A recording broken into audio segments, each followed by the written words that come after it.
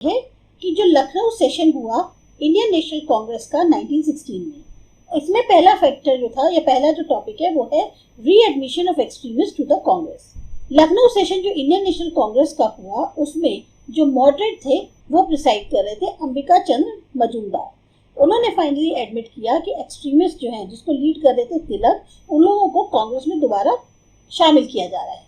अब कौन कौन से फैक्टर्स थे जो रिस्पॉन्सिबल थे इस रीयूनियन के? पहला था कि जो पुरानी कंट्रोवर्सीज है वो सबकी सब मीनिंगलेस हो गई थी। दोनों ही मॉडरेट्स हो और एक्सट्रीमिस्ट हो, उनको इस बात का एहसास हो गया था कि हमारी स्प्लिट जो है उसके कारण पॉलिटिकल इनएक्टिविटी हो गई। एनी बेसेंट और तिलक के बहुत ज्यादा एफर्ट्स रहे इस रीयूनियन को करवाने में। जो मॉडरेट्स का सस्पिशन था उसको रिमूव करने के लिए तिलक ने डिक्लेयर किया कि वो जो है सपोर्ट कर रहे हैं रिफॉर्म ऑफ एडमिनिस्ट्रेशन, ना कि ओवरथ्रो ऑफ गवर्नमेंट। इसके लिए उन्होंने ये भी कहा कि मैंने जो है एक्ट ऑफ वायलेंस को भी डिनाउंस कर दिया है, त्याग दिया है। जो दो मॉडरेट्स थे गोखले और फिरोज शाह मेहता, इनकी जो डेथ हो गई, मेनली ये अपोज कर रहे थे एक्सट्रीमिस्ट का, उन्हीं की डेथ के बाद से जो है ये रीयूनियन फैसिलिटेट हो पाया। Recap, Lucknow pact between Congress and Muslim League. एक बहुत ही इंपॉर्टेंट डेवलपमेंट जो हुआ लखनऊ में वो था मुस्लिम लीग और कांग्रेस का साथ में आना और साथ में अपनी डिमांड्स को प्रेजेंट करना गवर्नमेंट ऑफ इंडिया को। उस टाइम पे मुस्लिम लीग को जो डोमिनेट कर रहे थे वो थे यंग मिलिटेंट नेशनलिस्ट, और ये जो है काफी ज्यादा क्लोज आ गए थे कांग्रेस ऑब्जेक्टिव्स के, और ये मैक्सिमम कहना चाहिए एंटी इंपीरियलिस्ट होते जा रहे थे। अब ये जो चेंज था लीग के एटीट्यूड में, ये क्यों आया, उसके रीजंस क्या क्या थे? तो कई सारे रीजंस। उसमें पहला है कि ब्रिटेन ने रिफ्यूज कर दिया हेल्प करने को टर्की को, जो कि वॉर चल रहे थे बाल्कन्स में, तब ब्रिटेन ने मना कर दिया। टर्की में जो है खलीफा रूल कर रहे थे। खलीफा जो है वो रिलीजियो पॉलिटिकल लीडर्स माने जाते हैं मुस्लिम्स के, और वो ये क्लेम करते हैं। तो उनको जो है 1912 और 1913 में हेल्प चाहिए, जिनको इन्होंने मना कर दिया। सेम वे ब्रिटेन ने रिफ्यूज कर दिया इटली को हेल्प करने से 1911 के अंदर। इससे जो मुस्लिम्स थे वो काफी ज्यादा नाराज हो गए। दूसरा, पार्टीशन ऑफ बंगाल जो 1911 में होने वाला था उसको रद्द कर दिया गया। इससे जो सेक्शन ऑफ मुस्लिम्स था जो सपोर्ट कर रहा था उस पार्टीशन को, वो जो है काफी ज्यादा अनॉयड हो गया। फिर था कि जो ब्रिटिश गवर्नमेंट थी इंडिया के अंदर, उसने रिफ्यूज कर दिया कि कोई भी ऐसी यूनिवर्सिटी अलीगढ़ में सेटअप नहीं होगी जिसके पास इतनी पावर्स हो कि वो एफिलिएट कर सके सारे ऑल ओवर इंडिया जितने भी कॉलेजेस हैं। तो मुस्लिम्स एक तरह से फिर ब्रिटिश गवर्नमेंट से दूरी बनाने लगी। जो यंगर लीग मेंबर्स थे, जो कि अब काफी बोल्ड नेशनलिस्ट पॉलिटिक्स में एक्टिव हो रहे थे, उन्होंने सोचा क्यों ना आउटग्रो किया जाए जो लिमिटेड आउटलुक है अलीगढ़ स्कूल का।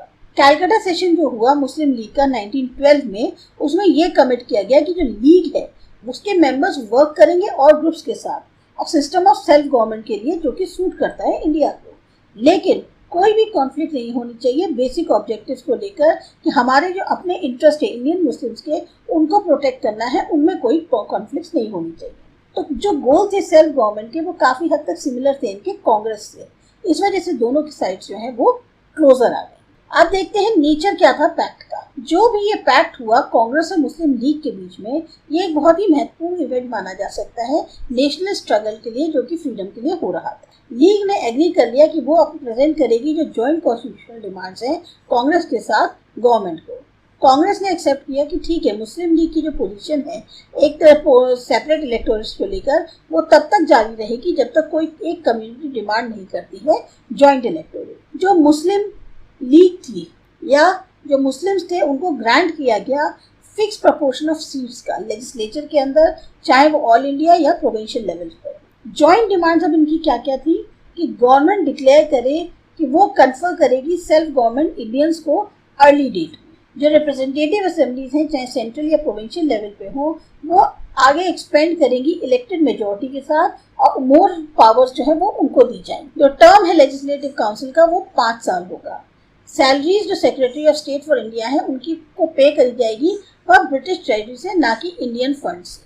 आधे मेंबर्स जो वाइसरॉय और प्रोविंशियल गवर्नर्स के एग्जीक्यूटिव काउंसिल के हैं वो इंडियंस। कैप क्रिटिकल कमेंट, जो आधे एग्जीक्यूटिव थे उनको जो है चुना जाता है लेजिस्लेचर के द्वारा, लेकिन एग्जीक्यूटिव ऑन द होल जो है वो रिस्पॉन्सिबल नहीं होगा लेजिस्लेचर के लिए। मतलब क्या है कि आधे जो चुने हुए एग्जीक्यूटिव हैं उनको लेजिस्लेचर नहीं हटा सकता, लेकिन कुछ खास इंपॉर्टेंट मैटर्स होते हैं जैसे बजट जैसे, वो पूरी तरह निर्भर होते हैं अप्रूवल पर लेजिस्लेचर के।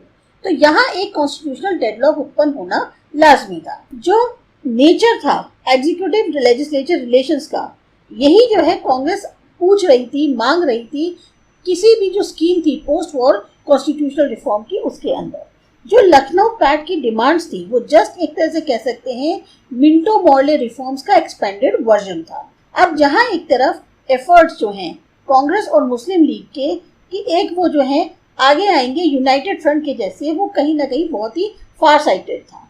जो एक्सेप्टेंस थी प्रिंसिपल ऑफ सेपरेट इलेक्टोरेट की कांग्रेस के द्वारा, और ये दर्शाती है कि कांग्रेस जो है, कांग्रेस और लीग वो साथ में आए थे एक सेपरेट पॉलिटिकल एंटिटीज के तौर पे। मतलब ये है कि इन दोनों ने जो है अगर एक्सेप्ट कर लिया कि ठीक है हम जो है प्रिंसिपल ऑफ सेपरेट इलेक्टोरेट को मंजूरी दे रहे हैं, एक्सेप्ट कर रहे हैं, तो इसका मतलब क्या हुआ कि कांग्रेस और मुस्लिम लीग जो है वो साथ में तो है पर एक सेपरेट पॉलिटिकल एंटिटीज के तौर पे।